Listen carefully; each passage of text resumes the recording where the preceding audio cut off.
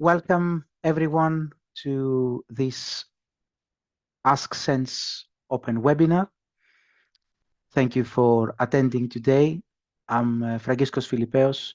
I'm a professor of international business at the University of Essex, and I am the director for the South and East Network for Social Sciences. I will be leading today's webinar, and the purpose is to provide you some additional information on SENSS, the way we operate, the way we run this competition, some information on the stipends you will be receiving, the fees, tell you a bit about how this works, and also give you some advice from the experience I have developed over the years in terms of finding a supervisor and also writing a good proposal for our competition. So I will be taking what I would call the reviewer's perspective to just give you additional information on the way we review proposals, what we expect to see, and generally what makes a good proposal.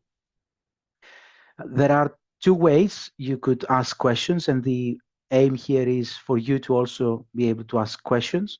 One way is you could use the chat function of the meeting. I will be looking through the chat. You might sometimes see me looking on my side, on my second screen, and I will be picking questions from the chat as and when it's important to address them. I will make sure at the end that all questions have been addressed. The other one is you could always raise your hand, come on mic, and ask the question like this.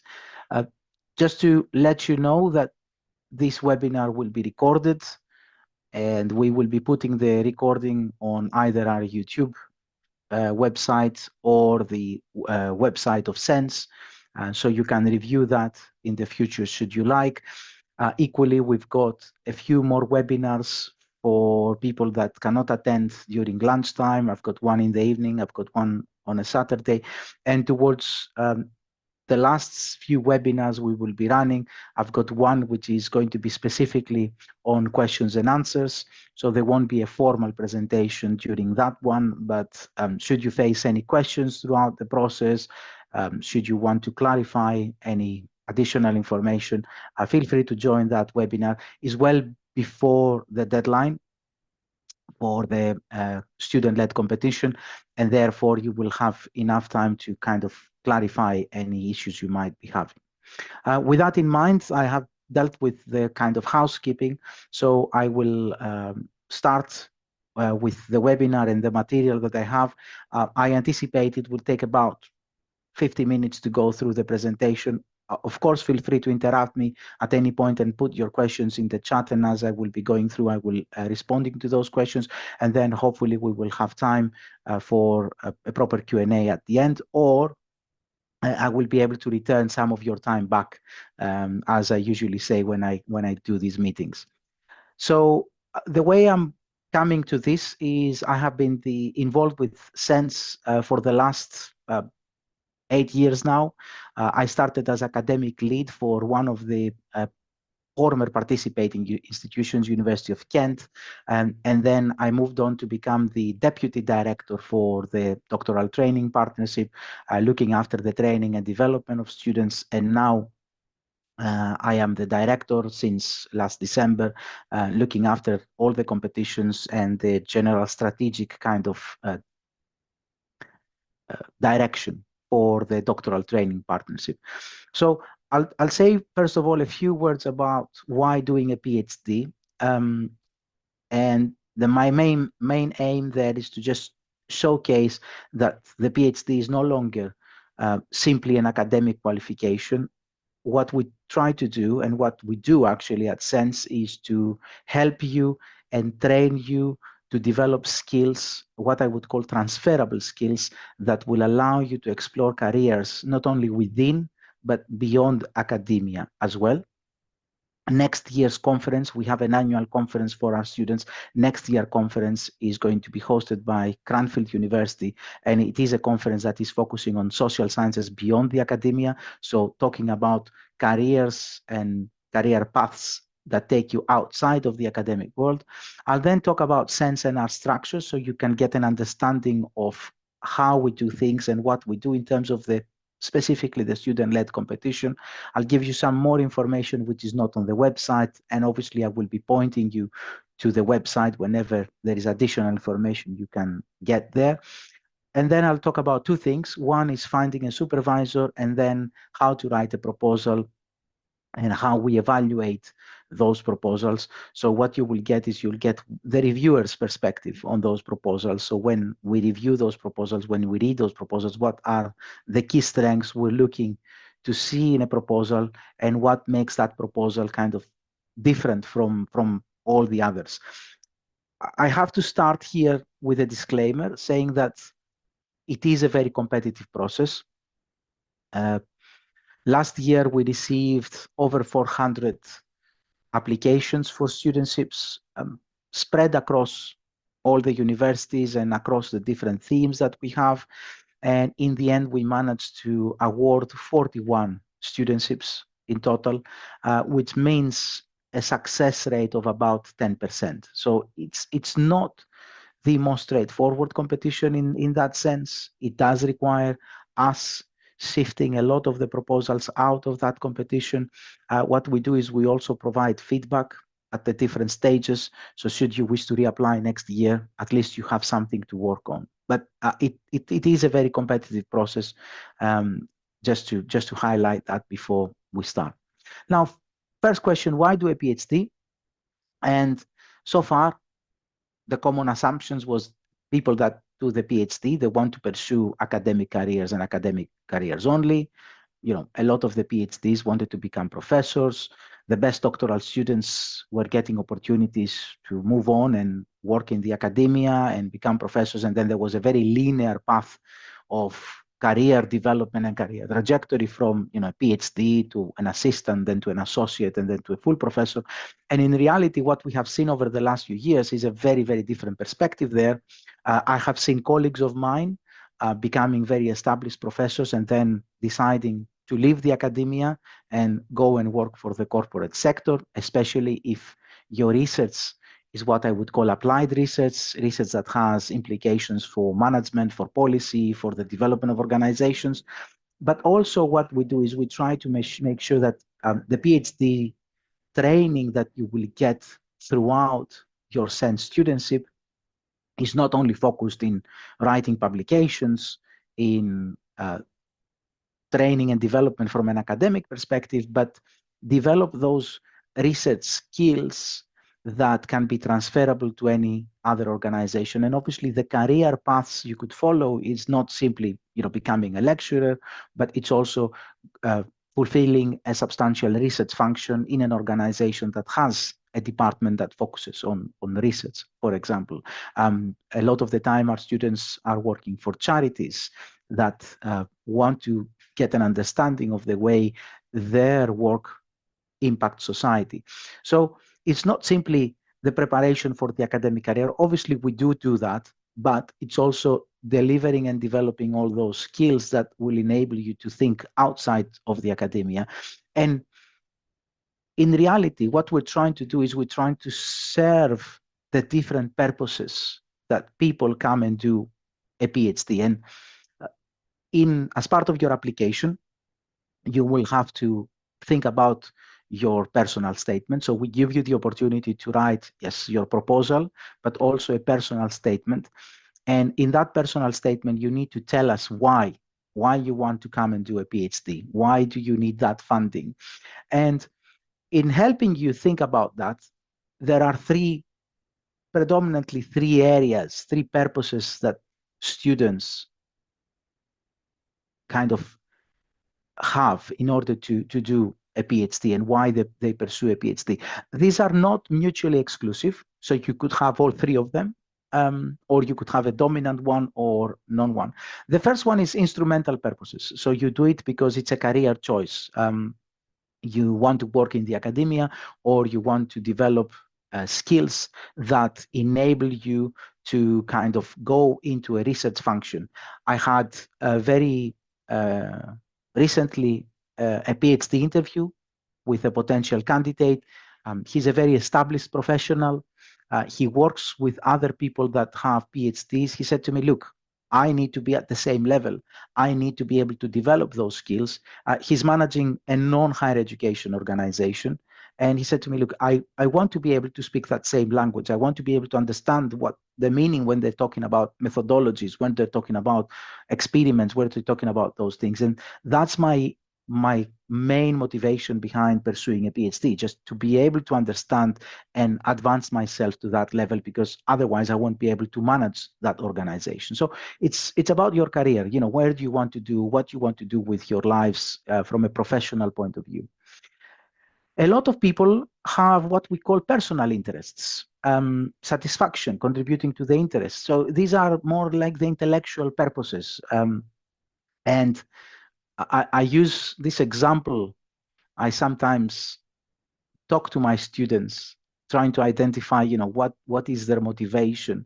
And I say, look, imagine yourselves, you are in front of a computer, you have just finished putting together a big data set. My work is on multinational enterprises and the way those multinational enterprises make decisions on locations, and the way then those decisions influence the institutional environments and democratic institutions in those locations. You've got this big data set, you know, with the decisions of a lot of multinationals. You're ready to put it into the statistical software we use. In my case, I use data.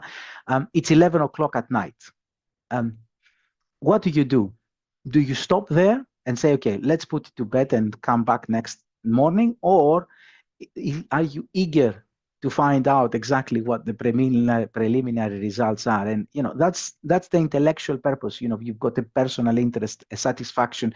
And in my case, I will always sit there and push that button, you know, execute the command in the software to just get a sense of what my sample is saying, given all the effort I have put. So a lot of the time, it's that personal satisfaction that you're contributing something, you're advancing the discipline, you are able to develop new knowledge for yourself and others. And then, of course, something that we particularly see from people coming from underrepresented backgrounds, or people with, you know, personal experiences that might have been challenging. And that gives me the opportunity to actually say that at SENSS, we are one of those DTPs that we would like to support students that come from underrepresented backgrounds. We do that. We embed that throughout our selection process by giving additional incentives to those students to come forward, to just convince them that, you know, a PhD is for them as well. But also, these students, sometimes they have these big problems they want to resolve. They want to enable change. They want to benefit others because they've gone through that experience. And that is what I call the altruistic purpose. We had a student the last few years who was someone that was in care for a long period of time, in foster care for a long period of time. And actually, the project they are now doing has to do with improving conditions for kids in care.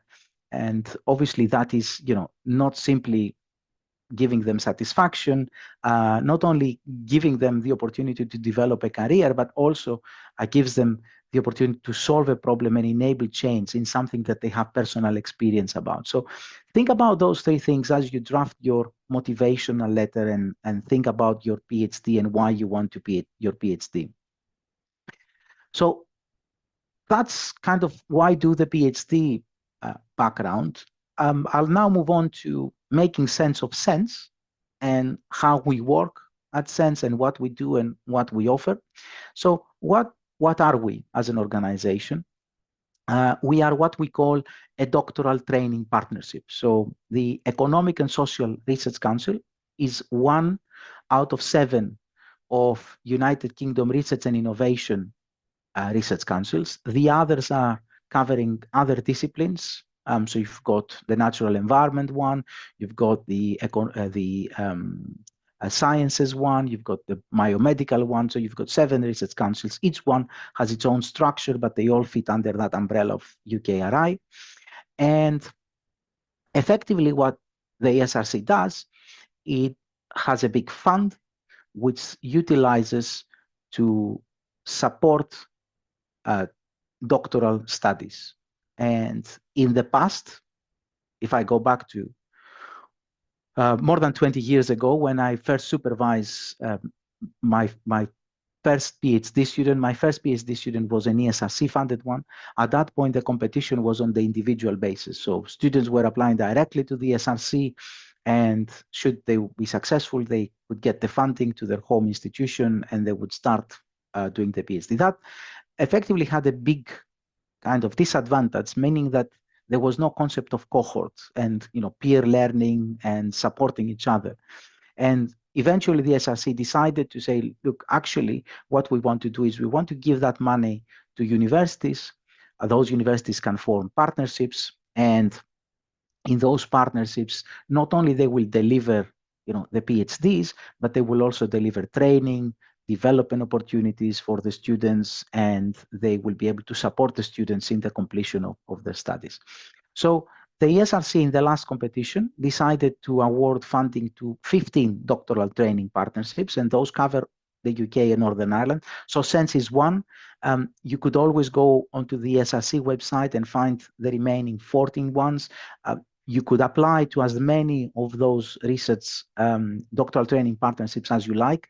So you could make an application to SENSS, and you could make an application to the Cambridge DTP, which is Cambridge and Anglia Ruskin University. You could make an application to a DTP called CEDARC, which is Reading, Royal Holloway, Sussex, Surrey, Kent, and Kingston. So these are the ones that cover the kind of southeast. Then there are a few in London, like the LSE one, like the UBEL, which covers University of London and East London universities. So there are several of ours across the country. And as I said, making an application to one of us doesn't stop you from making an application to another with exactly the same project. Obviously, the supervisory team has to be different because you would need to select supervisors from the universities that belong to that doctoral training partnership. And what we do is we take funding from the SRC and we manage that funding to award studentships, and then something for you to consider at a later stage, a postdoctoral fellowship. So every year we also have a competition for those that are completing their PhD, that they can then continue their studies and continue the research career as a postdoctoral fellow. In total, you would have to think about it, it's about 500 studentships. That number is increased by contributions of institutions. So, for example, in our case, in the SENSS case, the 8 partners have committed to contributing 25% of the studentship, and that means that we've got a number of studentships from the SRC, and that number goes up significantly because of those contributions. And just to give you an example, last year we were able to award 41 studentships, and we anticipate that a very similar number is going to be the number that we will be able to afford this year. I'm saying that this is not a stable number because every studentship can apply for additional funds. We've got different studentship structures that I will come back to in a minute, and therefore some studentships are more expensive than others, and depending on the mix we have, we make the allocation. We have 8 institutions that participate, so your supervisors and your supervisory teams can and should come from these 8 institutions. Essex is the coordinating institution, and then we've got East Anglia, we've got Goldsmiths, City, Middlesex and Roehampton, which are our main London partners, and then on the east of England, we've got Lincoln and Cranfield as the other 2 partners. So your supervisors need to be based into one of those 8 institutions. You could have, sometimes the question here is, can I have supervisors coming from more than one institution? The answer is yes. You could select supervisors. You could have your main supervisor, for example, at East Anglia, but they have a partnership with another colleague at Cranfield or at Middlesex, and they want to bring that colleague on the project. That second supervisor can come from a second SENSS institution. So you could have cross-institutional supervisory teams. Very, very briefly, the funding effectively covers a stipend, which is paid either monthly or quarterly into your UK bank account. That stipend is just over £20,000 and is reviewed annually. Should you have no other income, it's a tax-free stipend. So you can divide the £20,000 by 12 and see how much monthly income you will get. You will get a fee waiver, so you won't have to pay any fees for the duration of your studentship.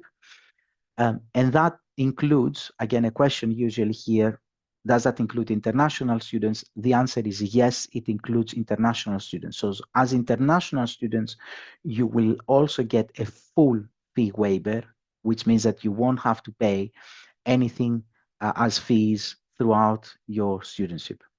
In addition to the stipend and the fee waivers, should you wish to put it forward in your proposal, you will get expenses if you want to do any field work, which means that if your project, for example, includes traveling to a distant remote location for 3 months to collect data, those are costs that you can include in your proposal. And should you be awarded the studentship, we will cover that cost. You will also get through competitions additional funding for conducting what we call overseas institutional visits. So if you want to go abroad and spend 3 months in a different university working with a collaborator or your supervisor, that is something that you could request. And also you get something that we call the Research and Training Support Grant, which is approximately £750 a year, or not more than 3,500 for the duration of your studies, which you can then use to attend conferences, you can use to attend training, which is specific to your project, and things like that. And it's at your discretion. You need to apply, of course, but it's at your discretion and at your supervisors, with your supervisor support, how to use that money. So you get quite a substantial number of tools that you can always think about your career development and the skills you want to put together. So we offer this, doctoral training in a very interdisciplinary research environment. You will get to meet people from all other disciplines in the different events we organize over the year. We've got a student induction. We're actually organizing the student induction for the first cohort in London, in Middlesex, on the 15th of October. You will get, obviously, subject-specific advanced training. You will have access to all 8 institutions in the partnership. We will give you access to online training through SAGE Campus. Then you will also have access to an existing network of external organizations where we will offer you placement opportunities. Every student, as part of their PhD, they will have to spend a 3-month placement in one of our partner organizations, and opportunities for overseas visits and field work, attending annual conferences, and of course, something that covers all that, which is a very developed virtual learning environment where we will be putting a lot of information and a lot of additional training for you. I've got a very specific question about the universities, and so I'll pick that up now. There was recently an announcement around a merger between City and St. George's. The question is whether that will have any implication for SENSS applications. The answer is no. There is no implication. As long as the application comes through City, there will be no implications. It might mean that City gets additional opportunities depending on whether they would like to participate in additional themes in the future, but at the moment there is no impact of that merger between the 2 institutions. We have a team that is managing the application process. Myself, I look after the competitions, and usually if there are any questions around academic side of the competition, I'm the one who picks those questions up and addresses them. We've got Professor Mark Johnson from Goldsmiths, who is our deputy director, and he has responsibility for your training and development. So in a sense, you have a relationship with me throughout the competition, and then once you become a SENSS student, Mark is actually taking the lead in that relationship because he's the person looking after your training and development. The person that is the kind of holds the divine wisdom, if I may say so, in ESRC matters is our manager, Felicity Sesnat. We've got Jenny Wilders, who's supporting Mark in the training and development, and she will be supporting you in your placement.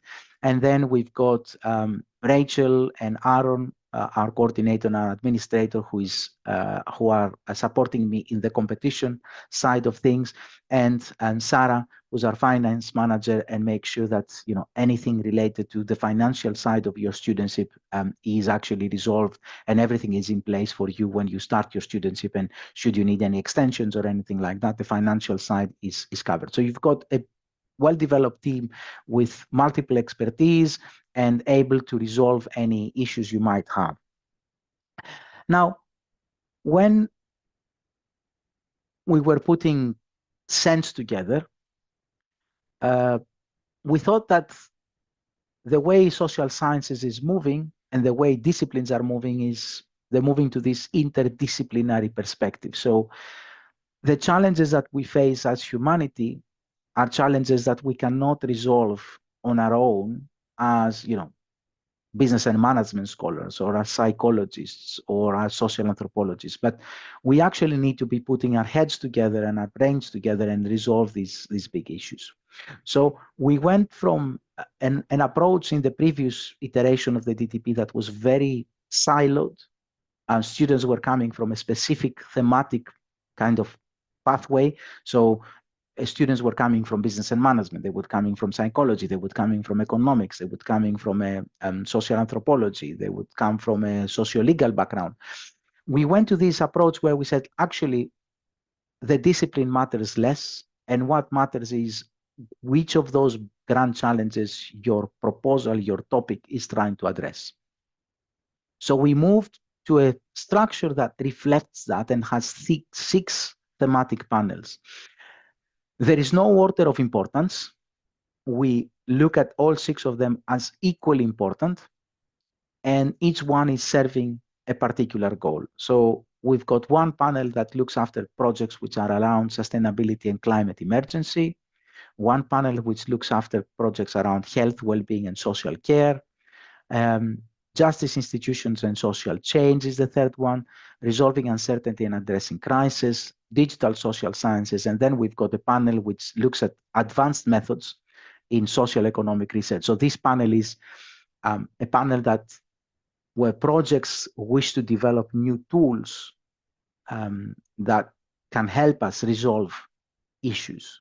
So you could have sometimes overlap between thematic panels in terms of proposals, and we ask you to work with your supervisor to effectively identify which is the most appropriate panel for your proposal. Now, if you want to get a bit more information on that, and this is something that we also have on the website, as I said, when I was putting the thematic panels together, I said, look, I need to service two goals, and perhaps you could put that in your mind when you're writing up the starting or the introduction of your proposal. The first one is I want to talk to the funder's priorities. The ESRC is our funder. We want to talk to those priorities because otherwise there's no point of giving us money. They have their own priorities. They set these priorities. So in the last column of this table that you have in front of you, you will see what are the funder's priorities depending on the different thematic areas. So for example, when you look at the sustainability and climate emergency thematic panel, you will see that the SRC priorities is mapping onto is climate change and sustainability, population, and society. Equally, I wanted to have an external kind of benchmark around those thematic areas and what's best to use there from the sustainable development goals. And in no way this is a comprehensive list because people might argue that goal number 14 perhaps can also be under resolving uncertainty. But so this is kind of an indicative list of the sustainable development goals each of those thematic areas is trying to address. So when you look, for example, at resolving uncertainty and addressing crisis, goal number 7, affordable and clean energy, peace and justice strong institutions, partnerships to achieve the goal are three of the sustainable development goals that can be named under that. Equally, the advanced methods can talk to all sustainable development goals depending on the project.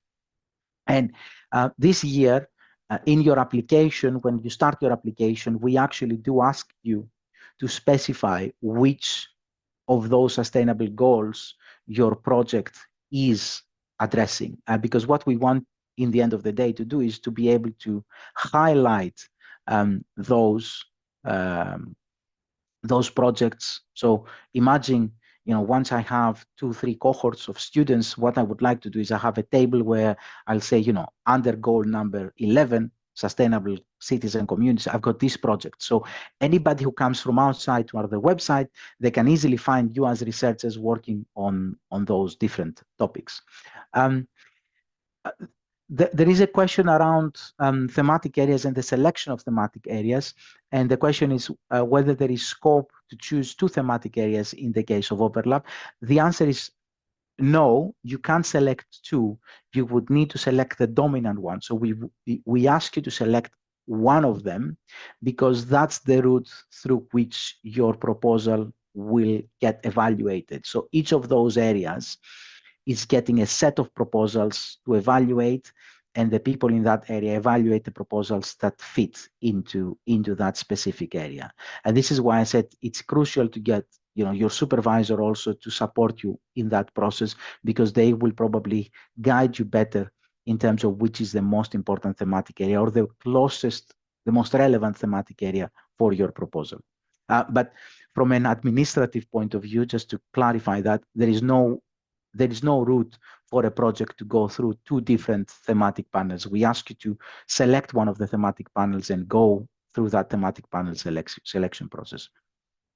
This is a table for which institutions that participate in which thematic panels. This is a very high level perspective. You could always talk to your supervisor to ensure that you are eligible to apply. As you will see, most institutions participate in most thematic panels. There are 2 institutions that don't participate in the advanced methods, and those are Cranfield and Lincoln. And there is one institution that doesn't participate in the digital social sciences at all, and that is Middlesex. And there is one institution, which is Cranfield, which doesn't participate in the health, well-being, and social care. Apart from that, all institutions participate in all other thematic areas with one way or another. And this is where I said you need to talk to your supervisor about what is the most appropriate route. Now, 3 steps to making an application. The first step, which is really, really important, and I need to stress that, is that you need to always apply for a PhD place at your home institution. Now, I need to make a very important clarification here. SENSS is not awarding PhDs. In that sense, we cannot effectively accept an application for a PhD. What usually happens is the selected university or the university you're applying to is the institution responsible for your PhD, and SENSS is then responsible for providing you with funding. So we then look at the institution, the ones that they have selected, and we provide funding to the ones that have been selected through that process. But unfortunately, unless you have a PhD place in your home institution, you won't be able to apply for SENSS. So that's quite important to get your heads around. The SENSS deadline is on the 22nd of January. So we've asked institutions to set their own deadlines for a PhD place in order for you to become eligible for the SENSS competition before the 22nd of January. And different institutions within the 8 might have different deadlines. So please check what is the deadline to your home institution. So yes, you need to have made an application. It doesn't have to be that your application has to be, when you come to SENSS, you don't give us the offer letter from the institution. But what happens is when we collect all the applications and we send them back to those home institutions for their initial selection and evaluation. Those institutions will check whether you have applied effectively through their systems, and they might combine the application process and the admission process with the SENSS funding process, but you will need to have made the application to that institution before you apply for SENSS. So the gist of the story here is that if you simply apply to SENSS, you won't be eligible then to continue in the competition. You need to have applied to a home institution and then apply to SENSS.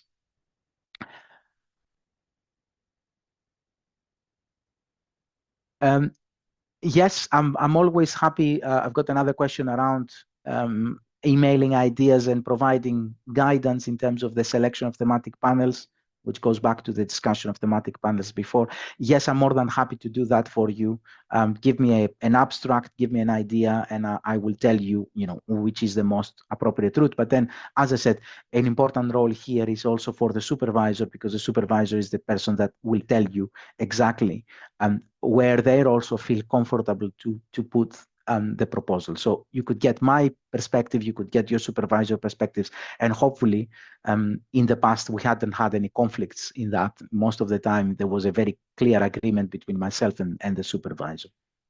But yeah, I'm more than happy to review applications. The email, I've got the email address at the end of the presentation. I'll come back to that. So once you've done that, you will need to create an HI apply account. So, once you apply in your home institution, go onto the SENSS website, go onto our application platform.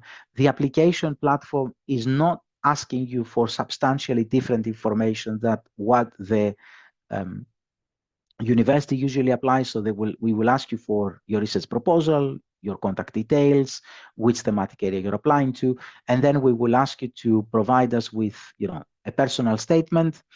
But also, what happens is, once you submit your application, that application will go to your supervisor. So we ask you to provide us with your supervisor's institutional address.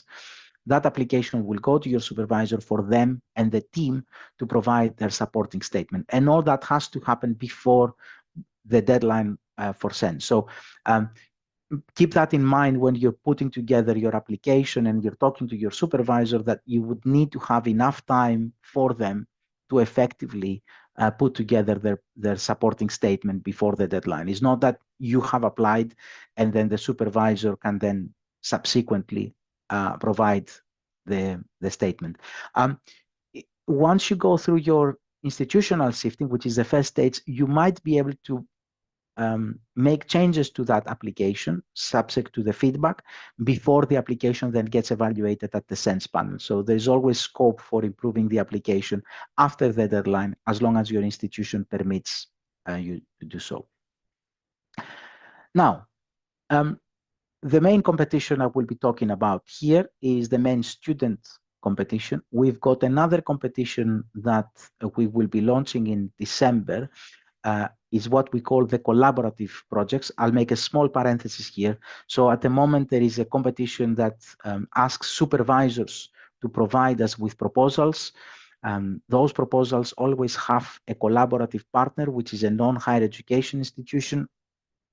We evaluate those proposals and we usually advertise. This year, we will be advertising 9 of them. And those advertisements will come out sometime in December. Through jobs.ac.uk and Find a PhD. I will have a separate webinar for applications going into that competition. You can apply to the collaborative, but then you will be applying for a specific project. So you won't be writing your own project. You will be working with a supervisor on a very specific project. Keep an eye out for those. We will be advertising a webinar on those 9 proposals when we have them selected, and you can make as many applications to those proposals. There is no kind of conflict between making an application through the SENSS student-led competition and the collaborative competition. But as I said, further information will be forthcoming on the collaborative projects. The deadline actually for supervisors to submit their applications is tomorrow. So The main SENSS, the student-led competition, where you put the idea together and put it forward, will probably attract about 30, 32 studentships. We have ring-fenced awards for pockets of excellence. So Cranfield, Lincoln, and Middlesex are guaranteed at least one studentship through that competition. So if I was an applicant and I was going to apply to any university, I would look at it. So if you're starting your journey right now and you're looking at applications and which university you should be applying through, if there are two supervisory teams that are equally competent to supervise your project in one of those three and another SENSS university, you will probably have more chances of securing a studentship through one of those three because they get a guaranteed studentship at the management board. So effectively what happens is the first applicant from those institutions that enters our management board list gets the studentship irrespective of how high or how low they are on that list. You need to submit a proposal and the deadline is 12 noon. I need to highlight that. I had cases in the past where students thought, oh, it's midnight. It's not midnight. It's 12 noon, Greenwich Mean Time. So this is the UK time zone on the 22nd of January. If you're applying from abroad, make sure that you look at that time zone and you adjust your submission to that time zone. And following your application through our system, there are two stages of evaluation. The first is what we call an institutional sifting. So the university you've applied to looks at all the applications and they can submit one nomination per unit of assessment per thematic panel. I think you don't need to worry about this issue at the moment. Should you be very successful, you will be put forward. But in addition, each institution can submit up to 2 candidates per unit of assessment per thematic panel who come from underrepresented backgrounds. And those underrepresented backgrounds and the characteristics, those protected characteristics, are on the website of SENSS. So if you come from an underrepresented background, you will be an additional candidate should your university wishes to put you forward to any other candidate. Institutions get a different quota in terms of nominations. So larger institutions like Essex and East Anglia tend to get more candidates in the institutional sifting than institutions like Lincoln or Cranfield or Middlesex. And that just simply demonstrates the size of the institution and the participation of that institution in the different areas. Once institutions have done their sifting and they put together their nominations, those nominations then get reviewed by what we call the thematic panels. And that process usually takes place in February, March. And the thematic panels are people with expertise in that theme that represent the institutions that participate in that theme.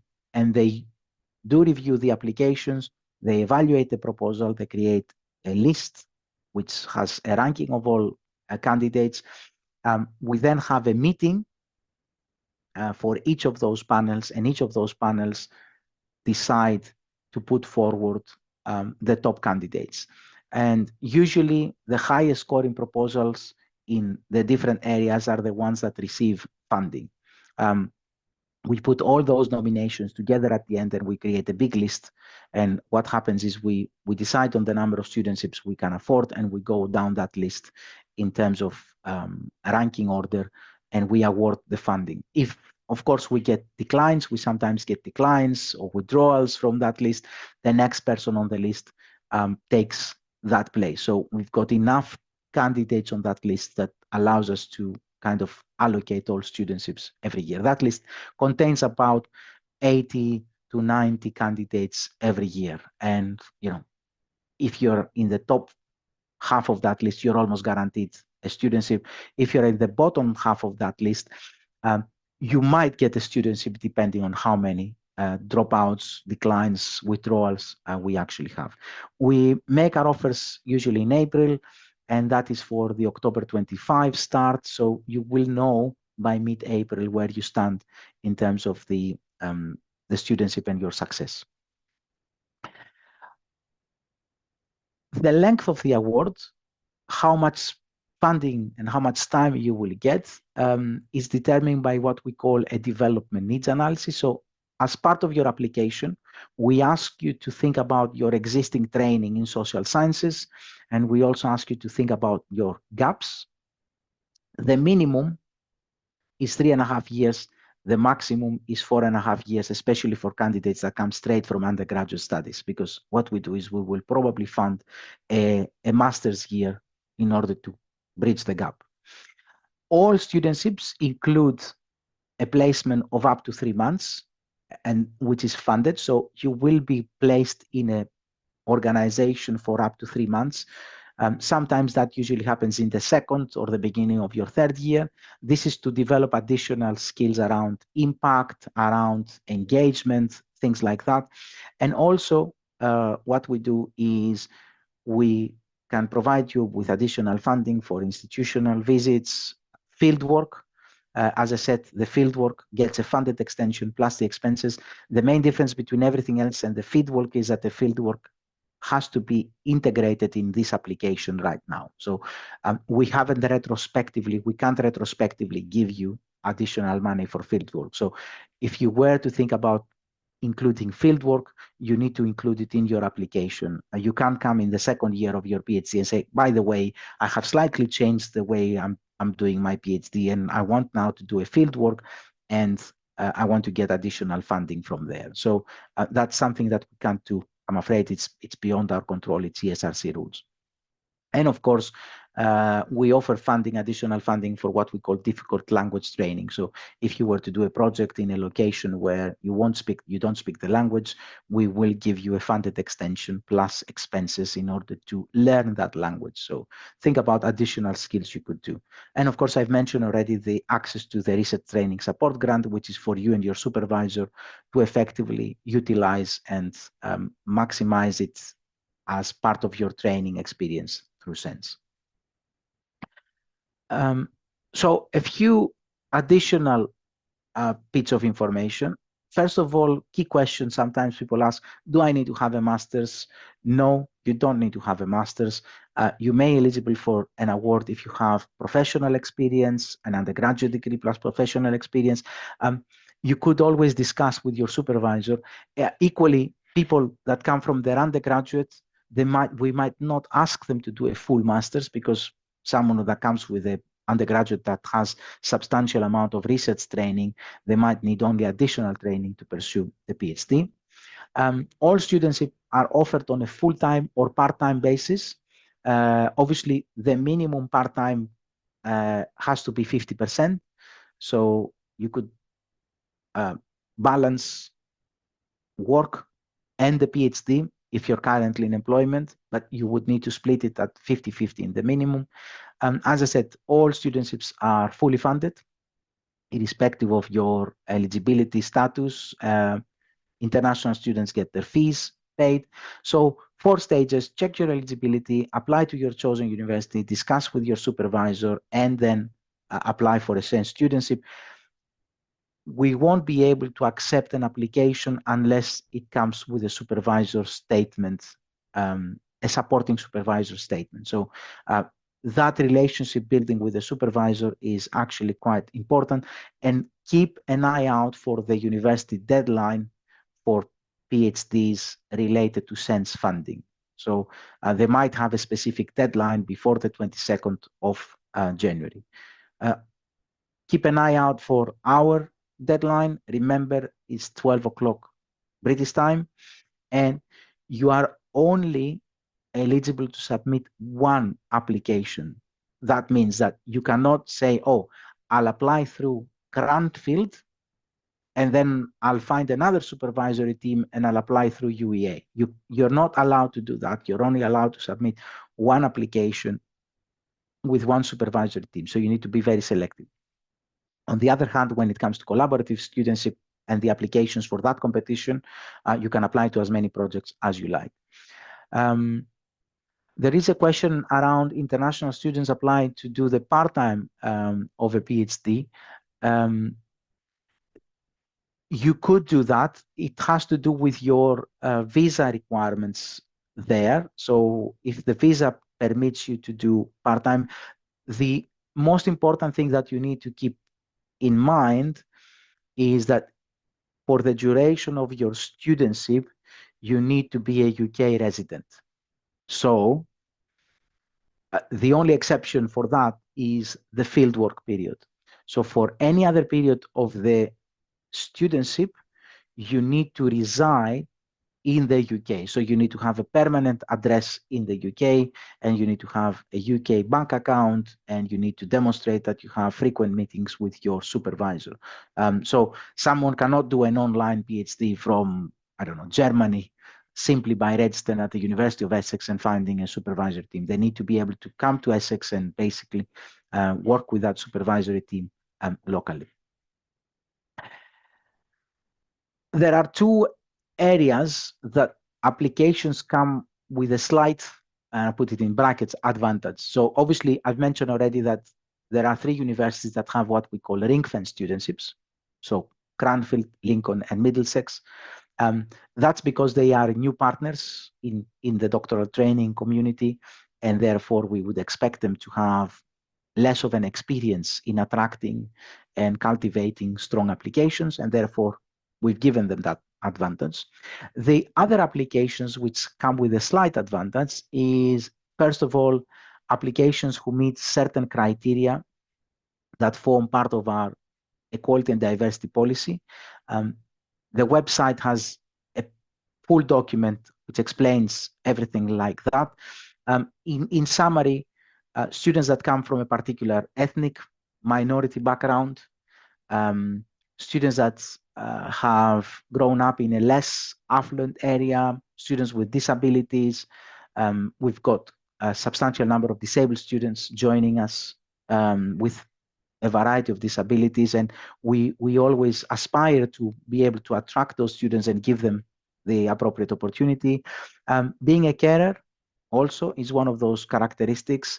Having been in care as a child, again, and if you qualify as a home student, and I'm sorry that we are unable to do the same thing for international students, we're actually working with the SRC on a project that is aiming at transferring those kind of advantages to international students as well. But at the moment, you would need to qualify as a home student and come from one of these backgrounds. You will have to indicate that in our equal opportunities form, which you will need to submit, and then that information will be highlighted at the institutional stage when the institution puts those nominations. Apart from that, there's no other stage where that information will be used.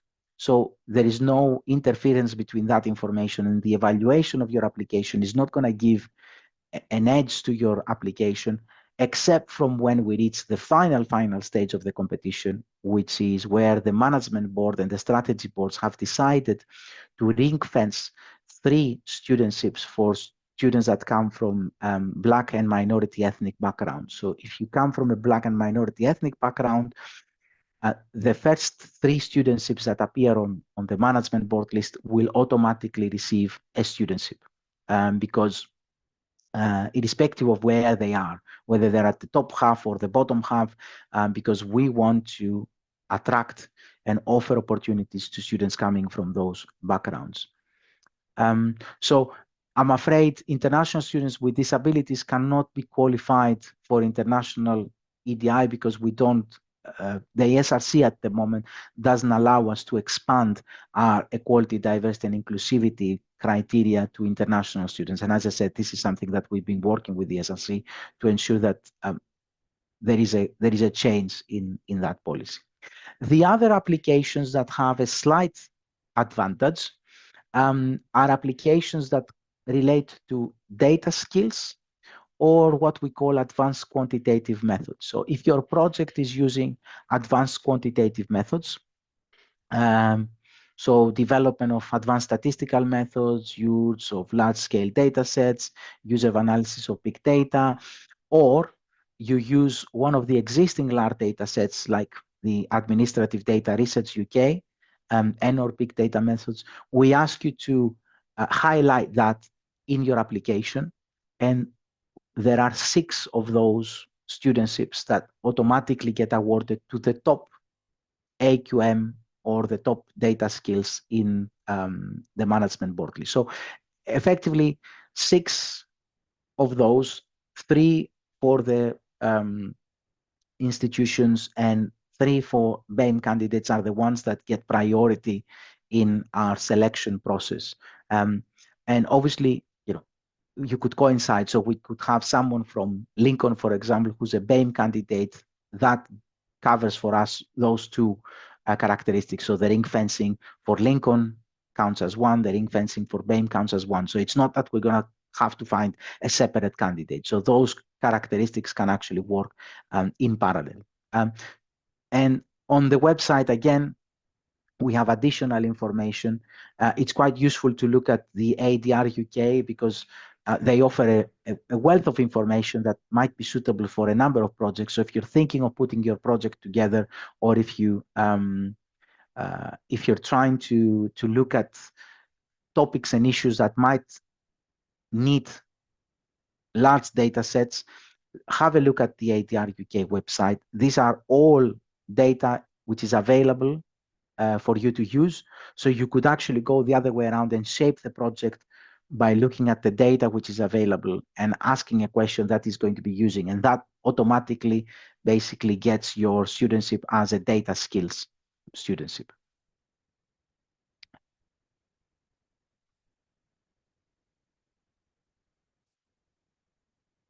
Huma, perhaps we can pick up that question later in terms of the data sets, because it might be a very specific question for your project. So let me finish with that, and perhaps we can look at that at the end of the presentation. Now, 2 important things. One is finding a supervisor, and the supervisor plays an important role in the application process, because not only they can provide guidance and advice for your proposal, but they will also have to write the supporting statement. So you need to convince them that it's a strong proposal, it fits with the research skills and the research interests, and therefore they can then go on and write a strong supporting statement. A few ways you could basically look at that. First of all, Google Scholar is one. So you don't know, you want to start looking at people who do research in a particular area. Google Scholar is a very good one because it gives you a set of people that are active in that field. You could even put the title of your project on Google Scholar and see whether there are people that match that proposal. And you then look at their publications and you tailor that. If you know the institution, so if, for example, say, okay, I would like to study at Essex or at East Anglia, visit the institutional webpage, and through that institutional webpage, a lot of those institutions have something which is called Find Your Supervisor or Find Supervisory Expertise. Always email the admissions team. They're keen to support you. If you have troubles identifying a supervisor and you can't get access to that, you could always contact us as SENSS core team, and we will do our best to guide you through that process and support you. It will have to happen early, of course. We can't find your supervisor a week before the deadline. But given that it's beginning of October, if in the next few days, in the next couple of weeks, you haven't found a supervisor, you've got an idea, please get in touch with us, and we will act as facilitators and introduce you perhaps to the academic lead of that institution as a person that can guide you through the process of identifying a supervisor at the different institutions. So feel free to get in touch with us should you not able to secure a supervisor early in the process. And from my perspective, successful proposals usually have a supervisor by December, because by the time we hit Christmas, it's too long and too late to effectively work with the supervisor and shape a proposal and get them on board for that. So put in your mindset that if you haven't found a supervisor by end of November, it's probably too late. And this is why I said, if you haven't found supervisor in the next few weeks, just get in touch with us or get in touch with institutions and try to work with them to identify appropriate expertise. Now, the first point there is that assuming you found the right person, but it is a cold email. So that person is not your dissertation supervisor. That person is not someone that you have worked in the past with. What is important to take into consideration, and this is completely from personal experience, okay? And I get numerous emails for PhD supervision, and I do respond to all of them, either positively or negatively. But the thing that will make me look twice to that proposal is, first of all, if the proposal is addressing me properly. In the first communication, someone that you don't know, someone, if you send a cold email, don't go, "Hi, doctor," or "Hi, professor." That's very informal. Try to, use their title and their name, even if it's their first name. It's quite, even in that case, it's better than simply say hi. Tell them something interesting about yourself, and think about the motivations you have for a PhD. So say, okay, I've been working in this industry for a number of years now, and I've seen this problem happening in several cases, and I'd like to address it as part of my PhD. That automatically generates interest for me to actually read more. Tell them how your research interests matches their expertise. You could basically say, "Oh, I've seen your publication in that journal." And obviously, some of you might not have access to the actual paper, but a lot of the time you get access through the university's repository system, where we all need to put our publications before they go in the final version. You might say, "Actually, I've read that paper and I'd like to extend the framework in that way." So explain how it's not a speculative application. So make the individual feel that you've written that email specifically for them, because equally, they will have to read quite a few of those emails. Proofread your email. Don't make any extravagant claims. Don't say you have read all their publications. And if you have made such a claim, make sure you have, because that person might come back asking, and how did you find that, or what did you do there, and how does that link with your proposal? And then prepare for a face-to-face interview. Think of the questions they may ask you and prepare some answers. We are actually, just to give you the heads up, we are actually working at the moment to put a short clip on the website.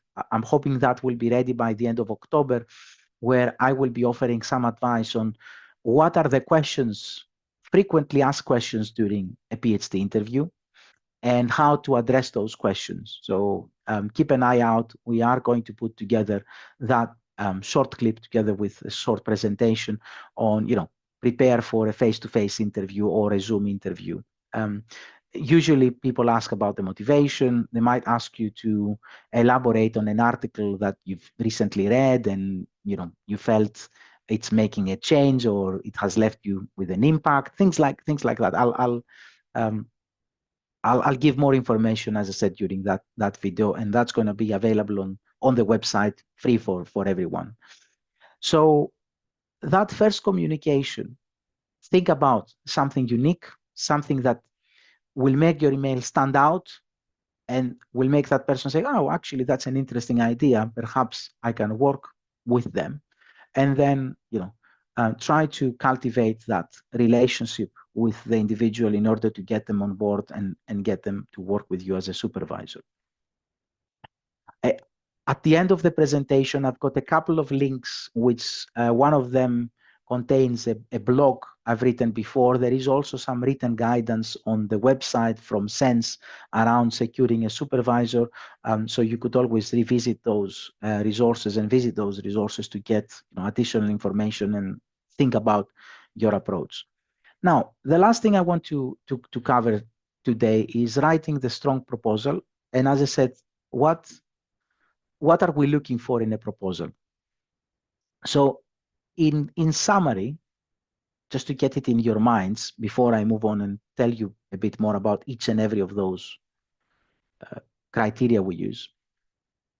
The first thing is a good idea, an innovative idea, an idea that will change something, will make a contribution. What are you trying to address? It's an important challenge. Obviously, we don't expect you to, address the issue of poverty in developing countries.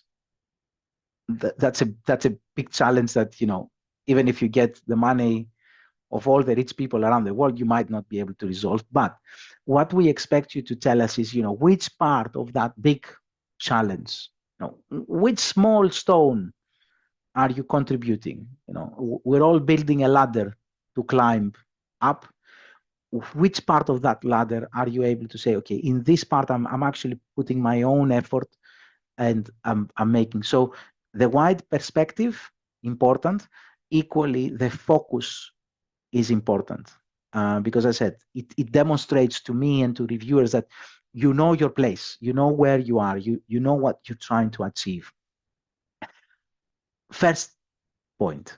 Second point, you need to convince us as reviewers that you are the right person to do that. And you do that through your training. So you could say, oh, I've done this training and that training and that training in the past. You could always do it through demonstrating your personal experiences. So in the section where we ask you about to talk to us about yourself, we're not only talking about your academic qualifications. To a certain degree, these are something that we could look at through your transcripts, and the university is looking through your transcripts. But what we want to find out is also your personal experiences and how those have made you an individual. One of the most important skills, for example, when pursuing a PhD is time management. Well, talk to a lone parent with 2 kids about time management. They have probably developed the best skills in the world around time management and logistics. Running a 2 kids family on your own is actually quite an important skill. Some of you might have work experience, professional experience, put that there. So you then need to convince us that you are the most appropriate individual in pursuing that proposal and addressing those questions through your skills, your academic skills, your professional skills, and your personal experiences. And then the third part there is who is going to support you in that journey. We appreciate that the PhD is not a journey that is a kind of you do it on your own. It's a journey that you do as part of a team, and you've got the supervisory team and the institution supporting you. So we then need to find out that not only you've got a nice idea, an interesting idea, which is feasible, you have the skills to do it, but also who's the person supervising you, who's the team supervising you, and how they can contribute to your training and development. And this is why we ask you to provide, we ask supervisors to provide the supervisory statement, because through that statement, they basically tell us and how they can contribute to your personal and professional development. So these are the 3 areas that we look for in a successful proposal. And this is why you discuss your proposal frequently with your supervisor. If you do an interview at your home university, as I said, you could incorporate feedback. So if you, in the admission process, you already received that feedback, you could incorporate it even before you apply through SENSS. Read the guidance that we have. And as I said, you've got the application with the 2 stages, the application form and the supervisor, but the supervisor has to submit their proposal, their statement before the deadline as well. So give them time. We auto email to request their statement, ask them to keep an eye for, so keep them abreast of your progress in terms of the application through the system. But I think the most important aspect is the strong research proposal. So what we do is we ask you to give us a title, an abstract, a proposal, and the personal statement, which is usually 500 words. But the most important thing here is to think about the issue.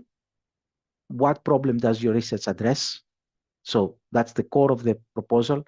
The research design, how will you go about addressing it? What is your methodological approach? And then what are you contributing? Who will benefit?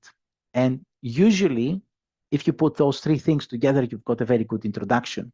And then you can elaborate on the different sections. So if you write a short paragraph on what is the issue, how you're going to answer that issue, and who's going to be the beneficiary of that issue, is actually a very good introduction, and it grabs people's attention wanting to read more about your proposal. So this is what the proposal should include.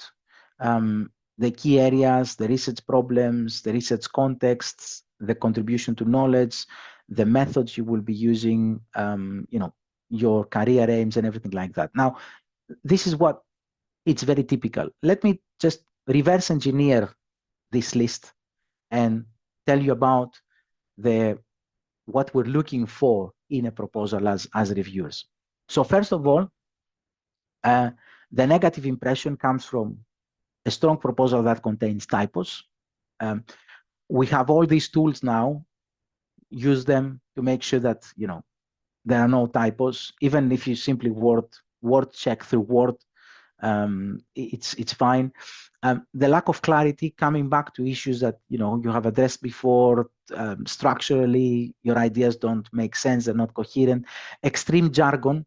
Remember, your proposal will be evaluated by people that might not be direct experts in that area, so you need to be able to communicate to them in a language that doesn't use extreme terminology. And then also a very brief proposal with a very long references section, because that means that you haven't incorporated all these ideas you're talking about.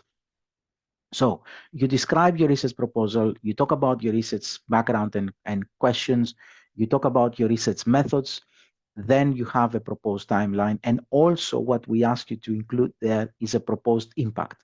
Remember about the beneficiaries, who is going to be benefiting from that.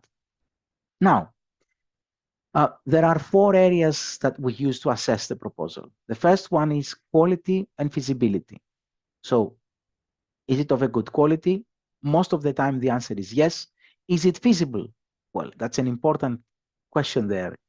Can you deliver that proposal within 3.5 years, which is the minimum structure? Then the second criteria is whether there is interdisciplinarity, and usually that's demonstrated also by the supervisory team, and whether there is potential for impact, who is benefiting. Simply saying, oh, I'm going to produce 3 publications out of this PhD doesn't actually demonstrate a significant impact. Your preparedness, and then the evidence of the quality. Remember, the first criterion is the one that takes the highest weight. So the quality and the feasibility of the proposal is really, really important. And the way we're going to guide reviewers this year is we won't ask them to justify their scores. What we will ask them is to justify where they're removing points from the different criteria. So someone can say, actually, I'm removing 1 point from the quality and the feasibility because the feasibility is not very well developed, or it has certain gaps in the timeline of the proposal. So we're going to be very focused on the way we approach those proposals. And this is, kind of the definition of each one of them. So the quality and feasibility relate to, the project being located in the existing literature, to generate new knowledge, timetable plausible, things like that. The interdisciplinarity and impact potential is fit with the SENSS team, potential impact of the research beyond academia. Then preparedness is your ability to communicate, to have a basic grounding in the relevant discipline or disciplines. Obviously, the enthusiasm of the supervisor statement, and evidence of achievements to date. And then, of course, in terms of the local environment, the supervisory team, and the combination of experiences that team brings together. So, what are we looking in terms of the quality and feasibility of the proposal? We're looking for evidence that you are able to design a strong research proposal, a coherent and well thought out research plan, and a strong awareness of where your research fits within the current field. So where do you belong in the literature? In simple terms, what you need to do, you need to innovate. Remember, your idea stands out. Reviewers have to read at least 30 to 40 applications. So you make sure that they remember you. Support your ideas. Make sure that you have enough support from the literature. Key and up-to-date references. A reference list that stops in 2015 is not good enough. You need to integrate as many references as possible from 2020, 2021, 22, 23, even 2024 if there are some.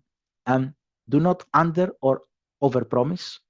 That's around the feasibility question.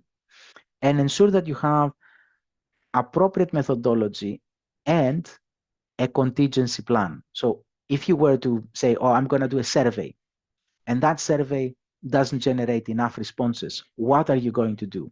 Are you going to move to interviews? Why you're moving to interviews? How are you going to cover that gap? You need to give us the safety that, and the confidence that what we will be funding is something that in 3.5 years' time, when you reach your completion date, will be delivering a PhD.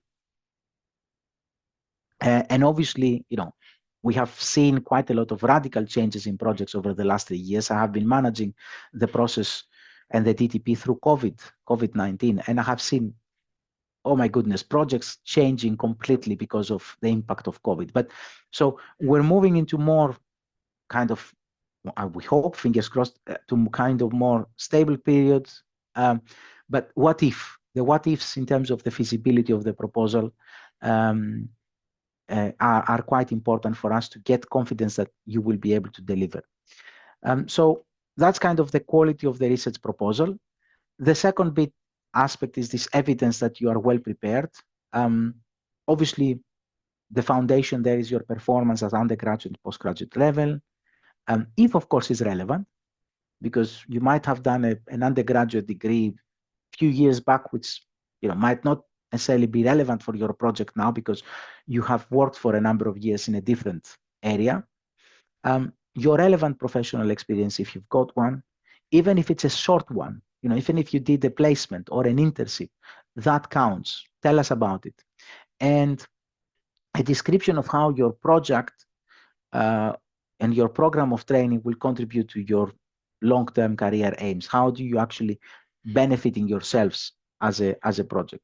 So it does not only matter to have a strong proposal, but you need to demonstrate that you're the most appropriate person to take it forward, that you have the right skills, the right motive, the right drive. We will be looking through your application, but also your personal statement to evaluate those things. And then the third important area is this evidence of quality of local research based on your proposed supervisor's research areas, knowledge and expertise, how those supervisors, because we now talk about supervisory teams, play a role, and what role do they play, and also, have you identified training needs and suggested ways. So, for example, someone talks about a project which is in computational social sciences. Computational social sciences, we talk about social sciences that use machine learning, computers to address research questions that wouldn't be appropriate, wouldn't be available if we didn't have that ability. And you might be coming with a very straightforward social sciences background. You would probably need to get the training for the computational side, and that can be part of your application, and say, look, throughout this project, I will be training myself in learning, how to program algorithms for machine learning, or how to program algorithms for web scraping in order to deliver this project. It's not necessary that you have all the skills to develop and deliver this project now, but what we're asking you is, if there are skills that are necessary for you to deliver this proposal, how are you going to get those skills and when are you going to be getting those skills? So you don't only need an excellent proposal, but you also need to demonstrate you're the best person and that you will be supported by a team of experts that can identify those training needs for you. And this is why I said it's quite crucial to engage with the supervisory team as early as possible. And then, of course, in your personal statement, you need to tell us why you deserve the studentship. You know, discuss your interests, your motivation, why you want to apply, why you need the funding. You know, what are those aspects that you find the most appealing, and also discuss your passion for your topic as well as your existing knowledge and expertise. You know, you need to demonstrate us that you're entering a journey which is a lengthy one. The PhD journey is what I call a marathon, not a sprint race. And as a marathon, it has points where you will be, you know, stumbling upon that brick wall. You know, if you hear about marathon runners, they always talk about sometimes between the kind of 20th and 30th kilometer, you hit that brick wall. And it's all about the mental capacity for the marathon runner to overcome that brick wall, break that brick wall, and move on to the end. And, you know, in 3.5 years, there are ups and downs, there are life changes that can happen. Demonstrate that you are a resilient individual and you have achieved things in the past that will give us confidence again that you will be able to deliver to this project. I said earlier that I've got a few websites information. So if you go through sense.ac.uk, you will find a lot of that information on EDI, on advanced quantitative methods, on data skills. There are these two blogs on how to apply for PhD funding and how to apply for a PhD in the UK, especially if you come from an international background.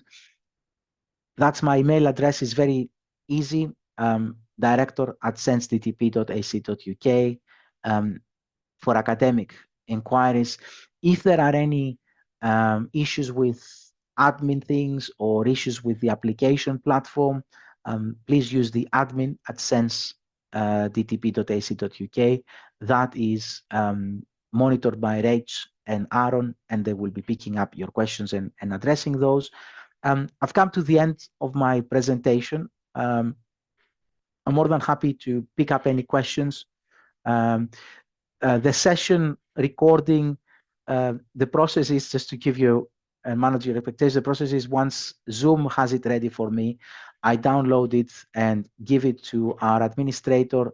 Usually before the end of the week, it should be on the website. So if you visit the website, the relevant section, where it has all the webinars, under the first webinar, instead of having the registration link, it will have the link for the YouTube, SENSS YouTube channel. So you won't need to search through everything. It will go directly there. So I'm hoping that by the end of the week, the recording will be available.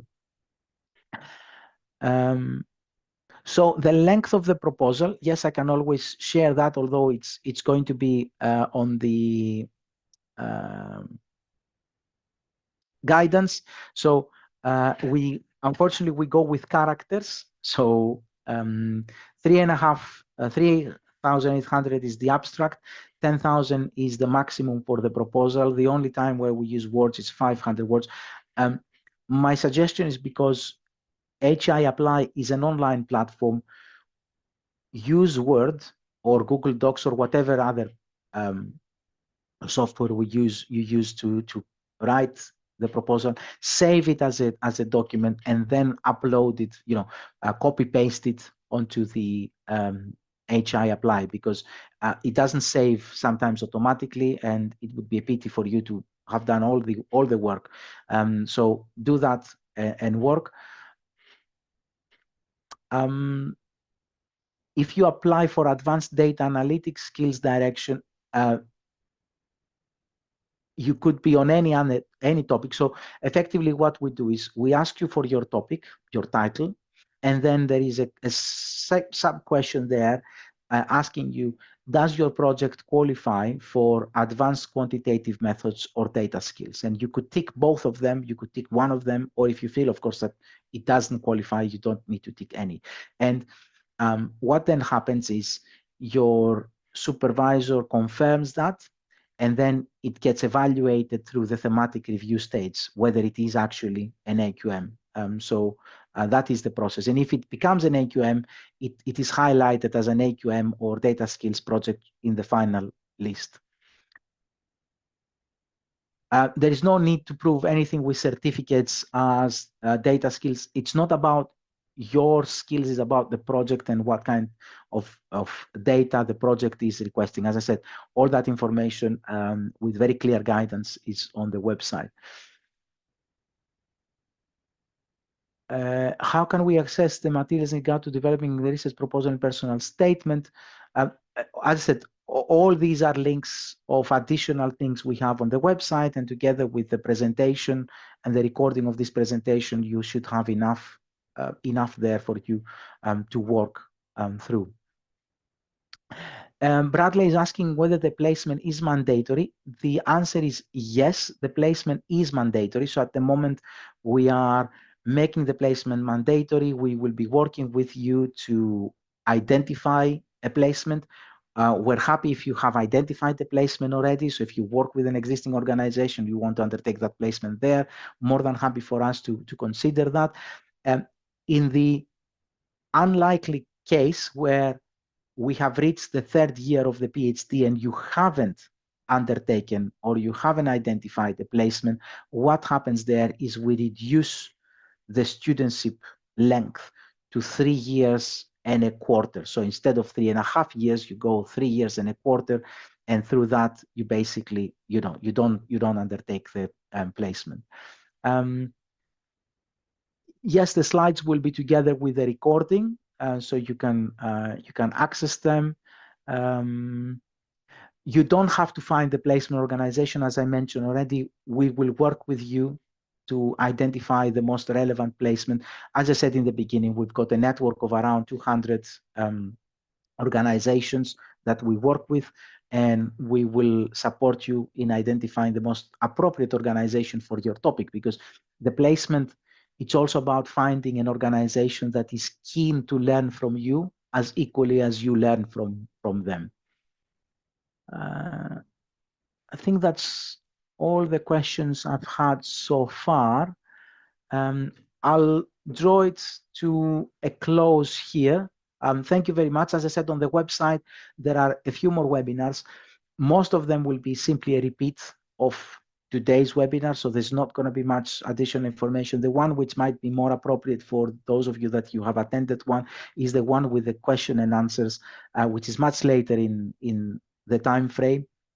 And in that webinar, I will be simply coming online and addressing questions, either questions that I have received over email or questions live as people come on board and ask things that they have encountered throughout.